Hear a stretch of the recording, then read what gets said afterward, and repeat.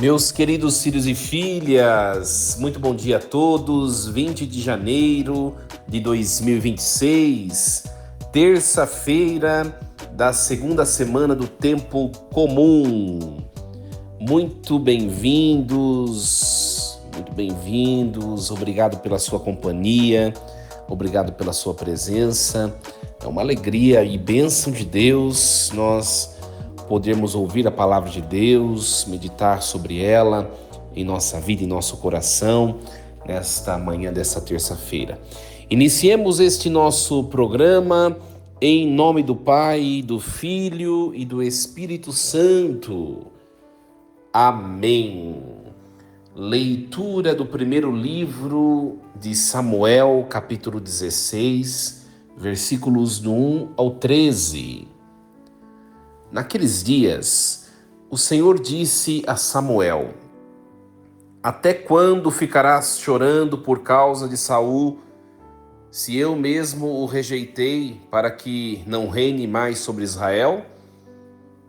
Enche o chifre de óleo e vem, para que eu te envie à casa de Jessé de Belém, pois escolhi um rei para mim entre os seus filhos.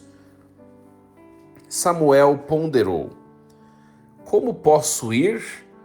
Se Saul o souber, vai me matar. O Senhor respondeu: Tomarás contigo uma novilha de manada e dirás: Vim para oferecer um sacrifício ao Senhor. Convidarás Jessé para o sacrifício. Eu te mostrarei o que deves fazer, e tu ungirás a quem eu te designar. Samuel fez o que o Senhor lhe disse e foi a Belém. Os anciãos da cidade vieram-lhe ao encontro e perguntaram: É de paz a tua vinda? Sim, é de paz, respondeu Samuel. Vim para fazer um sacrifício ao Senhor. Purificai-vos e vinde comigo, para que eu ofereça a vítima. Ele purificou então Jessé e seus filhos e convidou-os para o sacrifício. Assim que chegaram, Samuel viu a Eliabe e disse consigo: Certamente é este o ungido do Senhor. Mas o Senhor disse-lhe: Não olhes para a sua aparência, nem para a sua grande estatura, porque eu o rejeitei. Não julgo segundo os critérios do homem. O homem vê as aparências, mas o Senhor olha o coração. Então Jessé chamou Aminadab e apresentou a Samuel, que disse: Também não é este que o Senhor escolheu. Jessé trouxe-lhe depois Sama, e Samuel disse: A este tampouco o Senhor escolheu. Jessé fez vir seus 7 filhos à presença de Samuel, mas Samuel disse: O Senhor não escolheu a nenhum deles. E acrescentou: Estão aqui todos os teus filhos? Jessé respondeu: Resta ainda o mais novo, que está apacentando as ovelhas. E Samuel ordenou a Jessé: Manda buscá-lo, pois não nos sentaremos à mesa enquanto ele não chegar. Jessé mandou buscá-lo. Era ruivo, de belos olhos e de formosa aparência. E o Senhor disse: Levanta-te, unge-o, é este. Samuel tomou o chifre com óleo e ungiu Davi na presença de seus irmãos. E a partir daquele dia, o Espírito do Senhor se apoderou de Davi. A seguir, Samuel se pôs a caminho e voltou para Ramá. Palavra do Senhor. Graças a Deus. Muito bem, meus queridos, nós estamos escutando desde a semana passada o primeiro livro de Samuel. Eu explicava para vocês na semana passada que o primeiro livro de Samuel é exatamente a fase de transposição, vamos dizer assim, da era dos juízes para a era da monarquia ou da realeza, né? Muito bem. E essa perícope, né, que nós ouvimos hoje narra a unção de Davi pelo profeta Samuel. Ela vem logo após a rejeição de Saul. Ontem nós ouvimos a rejeição de Saul. Saul foi desobediente a Deus, quis trapacear a Deus, por isso foi rejeitado, né? E essa perícope de hoje começa com Deus dizendo a Samuel para parar de chorar por causa de Saul e para retomar a missão. Então o texto é uma catequese sobre o modo como Deus escolhe. Deus não se impressiona com a aparência, com a força, com a estatura. O Senhor olha o coração, né?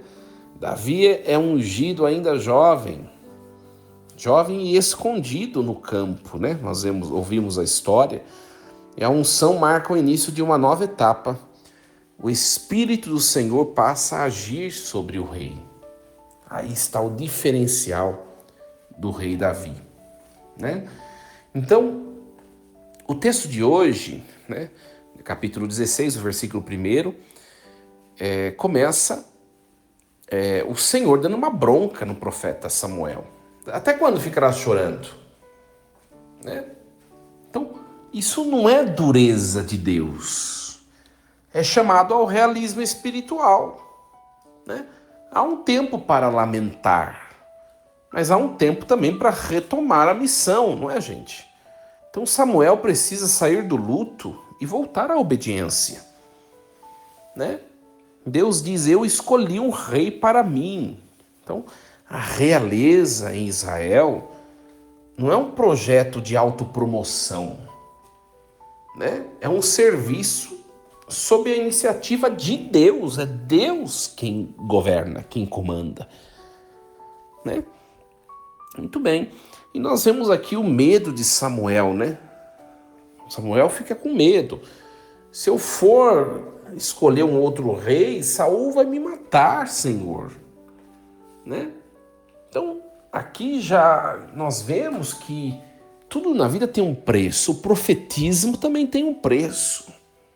O custo real do profetismo é exatamente o risco de Samuel ser morto por Saul. Por quê? Porque Samuel vai ungir um novo rei no lugar de Saul, né? Mas Deus conduz a ação de modo prudente, né? Dentro das mediações concretas da história, né? Então nós vemos aqui um cenário litúrgico, né? A unção do rei Davi. Então a escolha do rei acontece num clima de culto, num clima de discernimento, não de propaganda, não é? Então, gente, colocando na vida essa palavra, já essa primeira parte, há tristezas legítimas, perdas, frustrações, erros, mas o texto pergunta: até quando isso vai paralisar a minha vocação? Samuel estava chorando, né? Tudo que aconteceu em volta da situação lá de Saul, né? Mas vai ficar no lamento até quando? Não deu certo, vamos para frente, né? Deus chama Samuel a voltar para o essencial, obedecer, caminhar, fazer o próximo passo, né? Gente, quando Deus fecha uma porta, no caso aqui, Saul, que é rejeitado, ele não nos deixa no vazio. Ele abre um caminho novo. Mas é necessário que nós tenhamos coragem para recomeçar. Então, nós vemos aqui que há algo que depende da iniciativa nossa. Quantas vezes nós agimos como o profeta Samuel? algo não deu certo, algo não saiu como nós queremos, e fica lá ruminando aquilo, e fica ruminando aquilo, e fica ruminando aquilo. Olha, gente, vou ser bem sincero, recentemente contemplei isso. A gente atende as pessoas e a gente até convive com pessoas que às vezes vivem dessa maneira, né? A gente às vezes convive com pessoas e são pessoas próximas, viu, gente? São pessoas próximas que vivem dessa maneira, sabe? Vivem de passado, né? Vive do ontem, vive daquilo que não deu certo, não sabe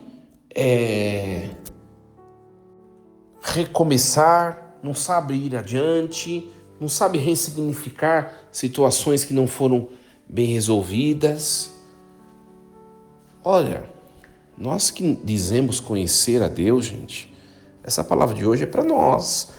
Nós precisamos ser mais,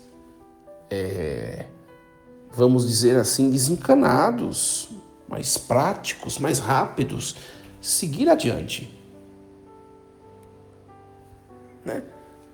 Depois o texto continua e aí nós vemos aqui a tentativa de escolher, né? Então depois Samuel, depois que Deus chama a atenção dele, ele escuta Deus, né? Oxalá, gente, oxalá, se nós estamos no hábito de ficar só no lamento de coisas que não deram certo, não deram certas, que com essa palavra de hoje a gente olha para frente e a gente siga a nossa vida, né? A gente siga. Foi o que Samuel fez. Quando Deus deu essa bronca nele, ele olhou para frente, foi lá e foi até a casa de Jessé, em Belém, e começou a escolha do rei que Deus tinha mandado. Ele foi, arregaçou as mangas, foi lá e começou a fazer o que Deus tinha mandado. Ele caiu em si e obedeceu, né? Às vezes nós ficamos na teimosia, né? E aí quando ele chega lá, né? Ele começa a olhar os filhos de Jessé para ver quem será que Deus escolheu, né? Então, Samuel, mesmo sendo profeta, ele tem uma reação humana, né? Ele vê, por exemplo, o primeiro, Eliabe, e ele conclui rapidamente: é esse daqui, é Eliabe, né? Então, por quê? Porque era um homem forte, provavelmente era um homem grandão, forte, fortão, que tinha vistoso, né? E nós vemos aqui que o texto ensina que até as pessoas espirituais precisam de correção no discernimento. Samuel era um profeta, era um homem cheio de Deus, né, gente? E ele se ludibria, ele se engana, porque ele se engana pela aparência. Às vezes, gente, nós achamos que por estar na igreja, nós estamos ilesos de cometer escolhas erradas.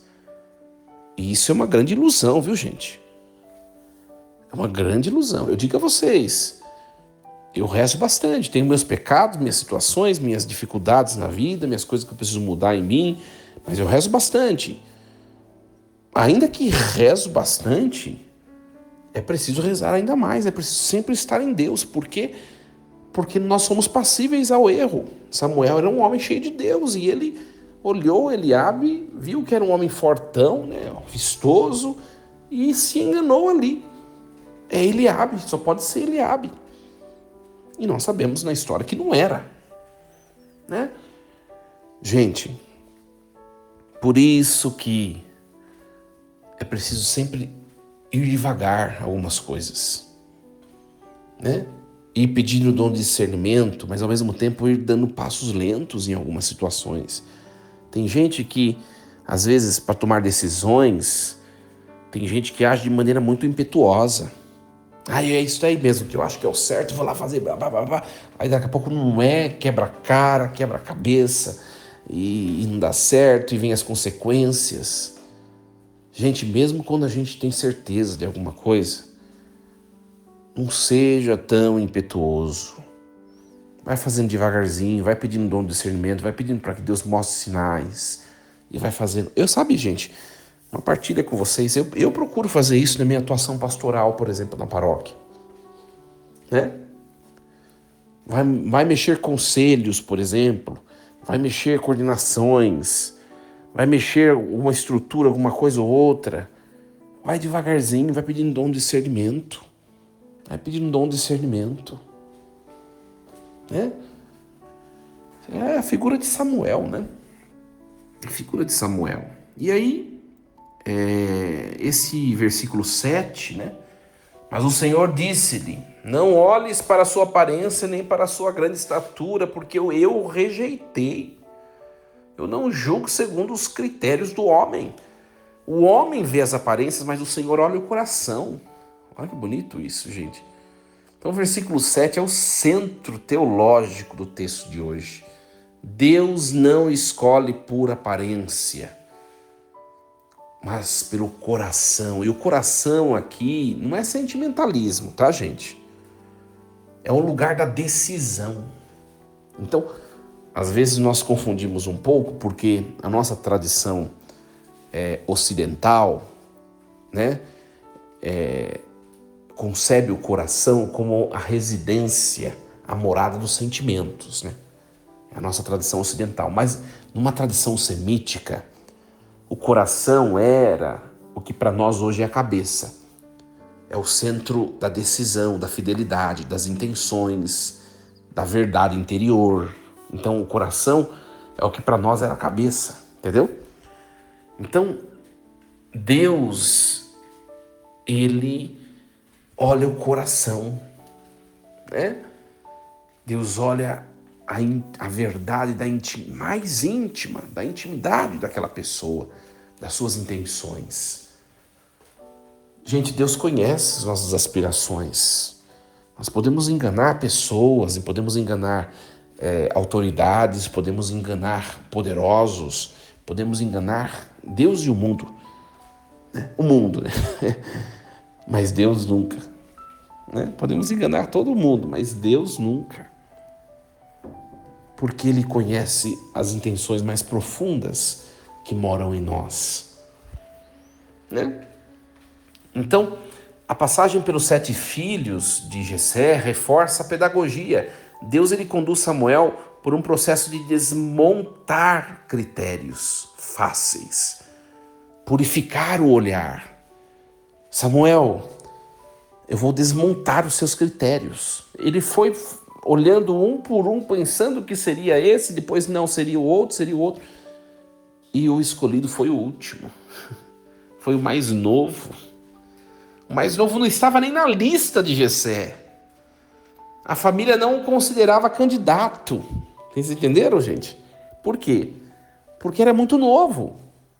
Então ele não era nem candidato apresentado pelo pai. O escolhido está fora do radar. Gente, quantas vezes a gente mede pessoas, e a nós mesmos, né? Pela estatura, né? Pela estatura da pessoa, no hoje da pessoa, o carisma, a imagem, o desempenho, o currículo, a influência. E Deus está nos lembrando hoje, o que me importa é o coração. Né? Isso vale para as escolhas vocacionais e de serviço. Deus ele pode estar chamando alguém esquecido, ou chamando você onde ninguém te aplaude. Né? E um exame de consciência para nós, né? O meu olhar tem sido guiado por aparências ou por frutos de coração? A humildade, a fidelidade, o temor de Deus, a capacidade de servir. O que tem me impressionado a mim? Porque agora eu já aprendi com a liturgia de hoje o que impressiona Deus, o coração. A verdade que está lá na nossa intimidade. Isso é que Deus está preocupado com isso. E nós? Né? Nós muitas vezes medimos as pessoas, gente, com os critérios de Samuel. Pelo externo, né? Eu digo a você, gente, né? Se fosse olhar em termos de dignidade, em termos de aptidão, né, do que exige a vocação sacerdotal, por exemplo,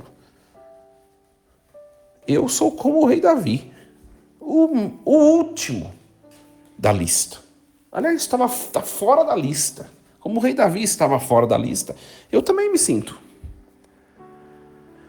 Você pega muita gente por aí, tem muitas pessoas muito mais aptas para ser padre do que eu. Eu me percebo assim, né? Tanto em dignidade quanto em aptidão, em atributos, em qualidades. Só que Deus, ele usa outros critérios. Né? Deus, ele usa outros critérios. Isso vale também para o trabalho pastoral, para o serviço da igreja. Às vezes a gente convida pessoas para ajudar na igreja, sabe, gente? Porque você olha lá a atividade pastoral das paróquias, né? É a pastoral do sempre o mesmo. Já escutaram dizer isso, né? É a pastoral do sempre o mesmo. Ou a pastoral do laço.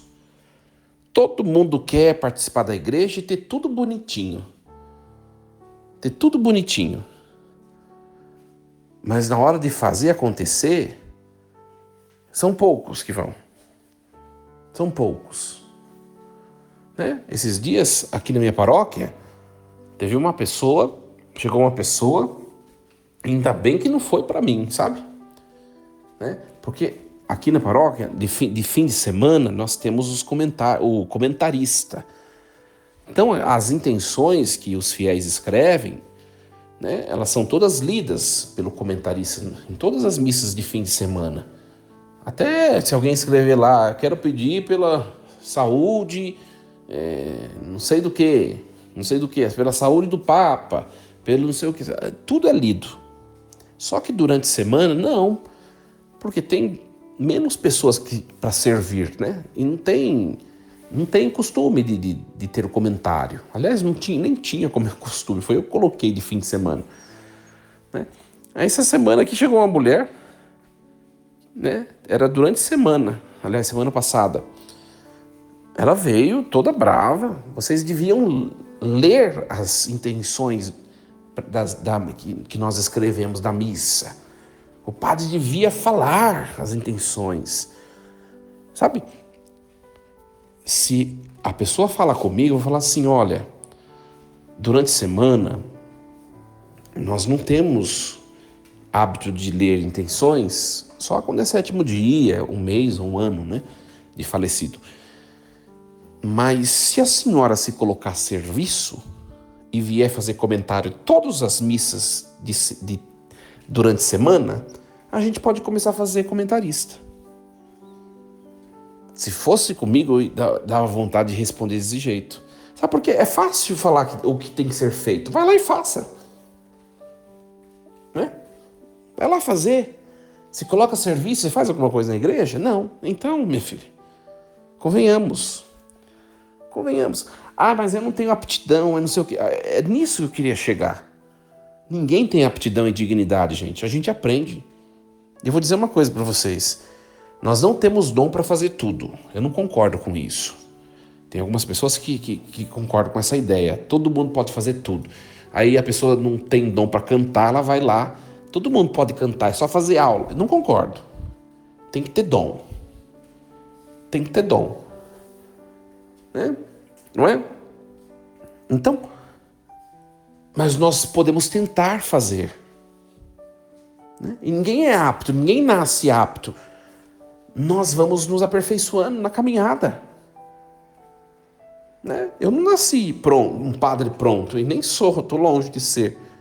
Mas hoje, gente, depois desses quase 6 anos de sacerdócio, eu tenho muito mais aptidão de fazer o que eu faço do que quando eu tinha 1.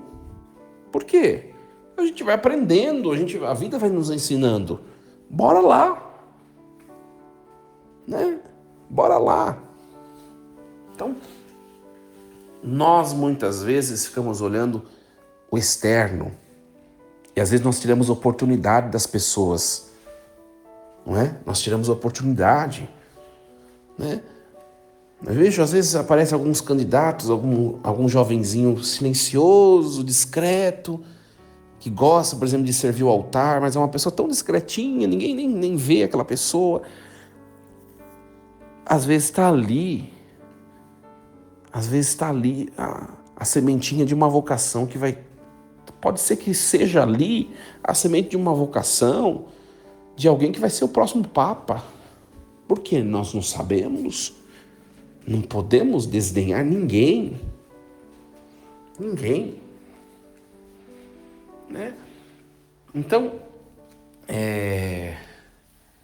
mesmo mencionando as características externas de Davi, o texto ele não volta ao critério da aparência. É interessante, né? Ele mostra que, apesar de ser jovem e improvável, Deus o confirma. É este que eu quero. É uma palavra muito forte, né? Dos lábios de Deus. É este. A unção é sinal de eleição, de capacitação. Deus não apenas chama, não, gente. Ele consagra e ele sustenta. Ele honra. Pare de ter medo. Tem muita gente que tem vocação para o sacerdócio e tem medo. Tem muita gente que tem vocação para vocação, tem vocação para serviço religiosos, né? Vocações religiosas. Pare de ter medo. Nem tudo somos nós que vamos fazer. Tem coisa que é Deus quem vai fazer. Né? Davi era um homem frágil, mas Deus soprou sobre ele o seu espírito, e ele, com o espírito de Deus, aí sim vai ter condições de fazer o que sozinho ele não conseguiria. O espírito do Senhor se apoderou de Davi. É muito forte isso. Né? Então, uma mudança de fase, começa uma história de formação, mas também de provações, de amadurecimento, mas agora marcada por uma presença ativa do Espírito. Então, gente, o chamado de Deus não depende de estar pronto, mas estar disponível. É diferente. Disponível. Né? Davi estava lá no campo e foi chamado do jeito que estava, e Deus, por meio do Espírito, se apoderou dele. Olha que bonito isso. Então, a unção lembra que Deus dá o que ele pede. É ele que dá. Se ele confia uma missão, ele concede a graça para cumpri-la.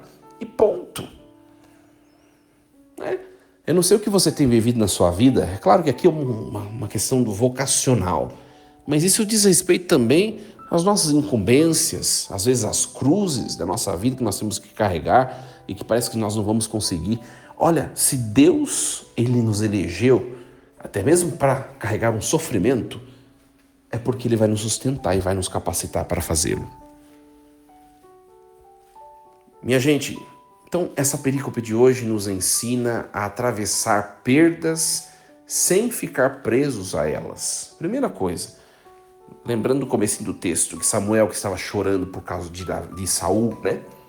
Então ele é chamado a deixar o luto por Saul e a retomar a missão. E a missão revela o coração de Deus. Deus escolhe por critérios que purificam o nosso olhar. Deus olha o coração. O homem se fixa nas aparências, mas Deus vê o coração. Então a unção de Davi é um convite a uma espiritualidade simples e profunda. Fidelidade escondida, docilidade ao chamado, confiança de que o Espírito do Senhor sustenta cada um de nós no nosso caminho. Deus está junto de nós, nos amparando. Que bonita a liturgia, né, gente? Que bonito esse texto. Muito bem, então, para não delongar muito, nós vamos encerrar. Agradeço a sua presença, a sua companhia, que Deus abençoe o seu dia com muito, muito discernimento. Em nome do Pai, do Filho e do Espírito Santo. Amém. Vamos lá, minha gente, que nós também olhemos o coração e não a aparência. Força e coragem neste dia abençoado por Deus, e lembremos-nos sempre, Deus está no comando de tudo.